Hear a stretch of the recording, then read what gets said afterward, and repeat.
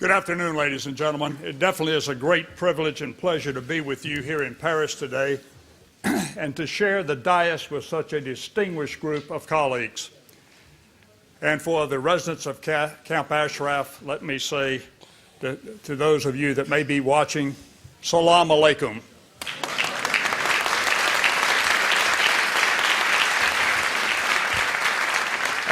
As has already been said, but I'll say it again, we share your pain and we will be with you throughout. As a general, one of my responsibilities included knowing how to use overwhelming and appropriate force to win a war or to win battles. Today, we're here to celebrate, in some respects, winning one battle, that is the battle to make sure we extended the deadline of Camp Ashraf. But we also must be aware that there are other battles to be fought. I would tell you that we won the battle to extend the deadline because of the combined efforts of the European and U.S. campaigns that created an awareness of the plight of the Ashraf residents, along with, and I would say first and foremost in my mind, the brilliant leadership of Mrs. Rajavi, who fought to protect the rights of residents while also simultaneously orchestrating a peaceful solution to the situation in Iraq. Let's give her a big round of applause.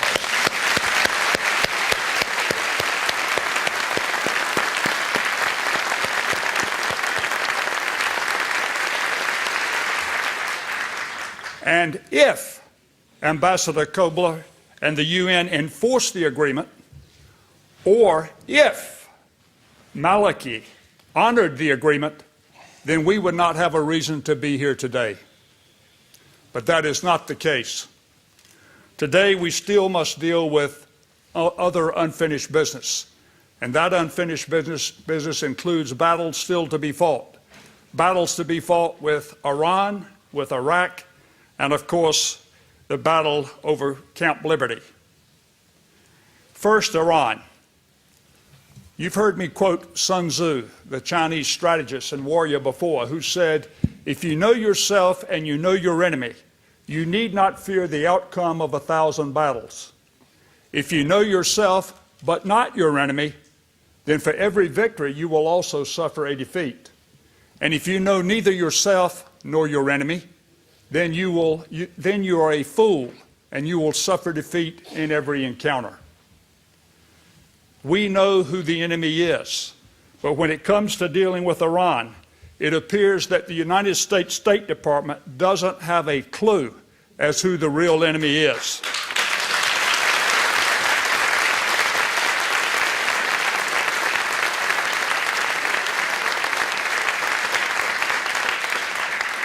And this could spell disaster, not only in the near term, but for the future as well. As we know, the Obama administration started off with its policy of engagement. Engagement was their goal. But today, I think even they have to recognize that it has been a complete and total failure. The first 3 weeks, just looking at the first 3 weeks of this year in 2012, which a little bit less than 3 weeks, I think 3 weeks ends tomorrow, we see Iran boldly announcing that it intended to pursue its underground nuclear facility enriching uranium, indicating more clearly its ominous intent to obtain nuclear weapons. We see Iran in the first 3 weeks sentencing to death a former U.S. Marine. We see them threatening to choke off the Straits of Hormuz, the most strategic passage of oil supply in the world. We see the IRGC, the Iranian Revolutionary Guards, testing missiles and even being so bold as to threaten the United States if they sent carriers back into the international waters of the Persian Gulf. And even today, Iran remains the major supporter of Assad in Syria. That's just in the first 3 weeks. Both the United States and our European allies have been trying to change the behavior of this nation state, so to speak, by threatening or by using the tools of the central bank and its oil. These sanctions against both. These are long overdue, but they are not nearly enough. If you consider the gravity of the situation today, we have got to use some of the other tools in our kit bag of national power. Doing nothing or using the slow-motion bureaucratic tools that we have used up till this point is almost a total waste of time when it comes to dealing with Iran. It is time to publicly and openly acknowledge our enemy, and the Tehran mullahs are clearly our enemy.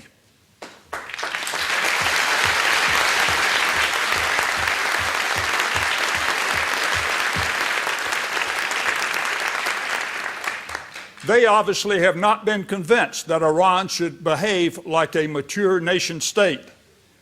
And I think the Arab Spring made them somewhat jittery to start with, and probably even more paranoid because they are now so very uncertain about what the disenchanted, restive young population, the millions of whom poured into the streets in 2009, their young people, will do today. And this brings me really to my key point in this regard, and that is that the United States should address, and indeed must address the fact that we've got to use every tool in our kit bag when we deal with Iran. The Obama administration can, with the stroke of a pen, just one stroke, make Tehran even more jittery. We can send shock waves to the mullahs, and we can certainly energize the Iranian people without having to spend a dime or without having to send one Marine or U.S. soldier into harm's way. Understanding our enemy includes understanding that to Iran, it is the enemy within. The mullah's nightmare is to see the United States remove the MEK from its list of terrorist organizations, since the MEK is Tehran's arch enemy.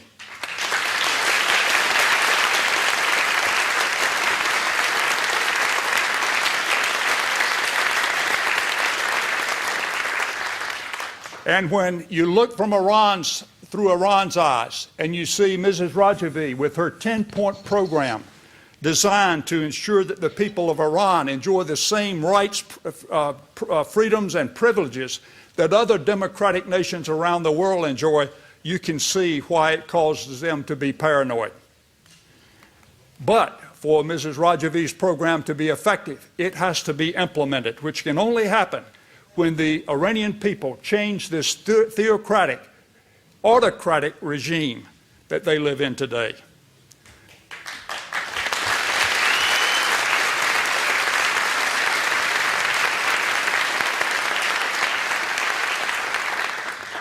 And that starts with the U.S. and this handful of other nations taking the MEK off the FTO list. It must be done, and it must be done immediately.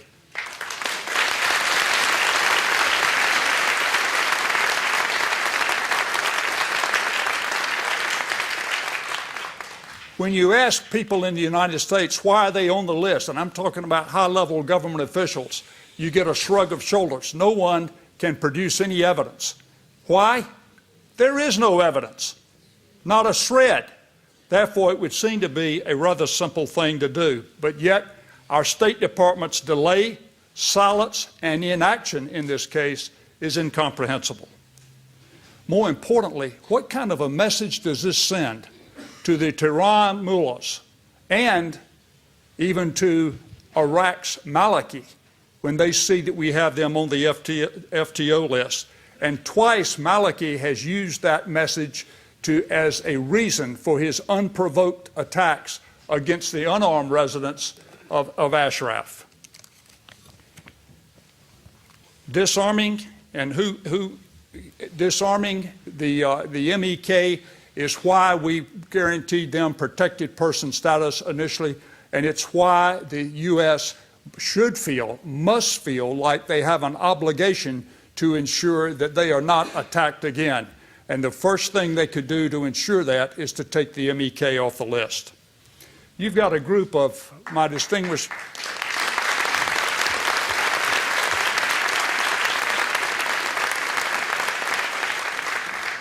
There are a large number of former officials in the U.S. government that have spoken out publicly and very strongly in favor of doing this. You have a group of distinguished colleagues here from the U.S. that you've heard from and that you will hear from that will say the same thing today. Hundreds of members of our Congress that have sent the same word to the State Department. So indeed, I think the State Department's unfair listing has been what has muzzled a very strong voice for the Iranian people when their voices need to be heard the loudest. When the Iranian people cry for freedom, the MEK is the voice through which they should be heard.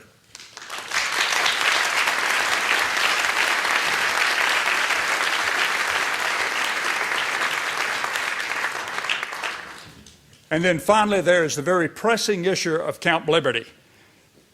As we have seen from the Maliki government in recent days, they have not honored the agreement that they signed up to. And now we see Maliki's true colors flying when it comes to honoring the commitment that he made to the UN regarding the movement of Ashraf residents to Camp Liberty.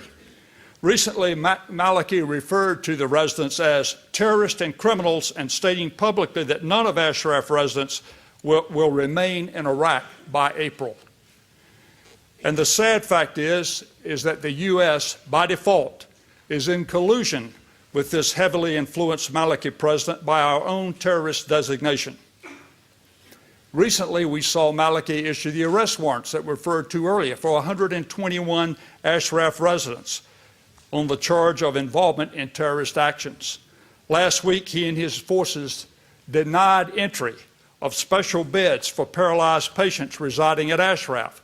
In my book, that one action alone constitutes inhumane treatment, and if not in the category of cruel and unusual punishment against humanity. It just shows what the UN is now dealing with in terms of the Maliki government. And today, in spite of the UN agreement that Maliki signed, the conditions at the camp are deplorable and not even close to being fit for human beings to reside in. You know, Camp Liberty was never at its height a very pretty place. It, in fact, was a former U.S. base, and that U.S. base was looted when the U.S. departed. It now has dilapidated trailers, no water, no electricity. It lacks basic infrastructure, no recreational areas, not a tree in sight. It resembles a prison camp. So what must happen? Ambassador Kobler, the UNSG special rep, must bring the violations of the MOU to the attention of the Secretary General and to the Security Council. That's what Ambassador Kobler gets paid to do if Maliki doesn't comply with the MOU. The Iranians are behind the breaches in the MOU.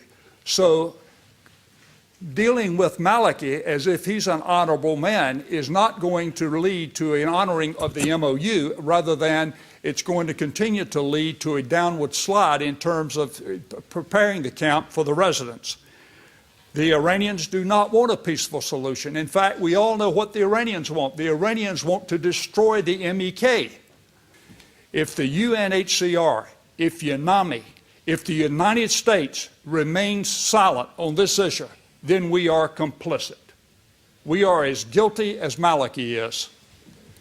We need to insist on a timeline or a schedule for completion of Camp Liberty as quickly as possible. You know, the Iraqis are very quick to establish timelines. They established 31 December initially for closing Ashraf. Now they've extended that to the end of April. They know how to establish timelines, but not when it comes to something that works against them, which is bringing Camp Liberty up to standards so that, in fact, up to the MOU standards so that the people in Ashraf can be moved in order to meet the deadline that the Iraqis established themselves, and as is called for in the MOU. In the United States, only when the Obama administration and the State Department strategists start dealing with the facts about the Iranian regime and its opponents, only when we delist the MEK, and only when we use more forceful diplomacy to ensure that Maliki honors the UN agreement will we encounter success and be in a position to win the war. Thank you very much.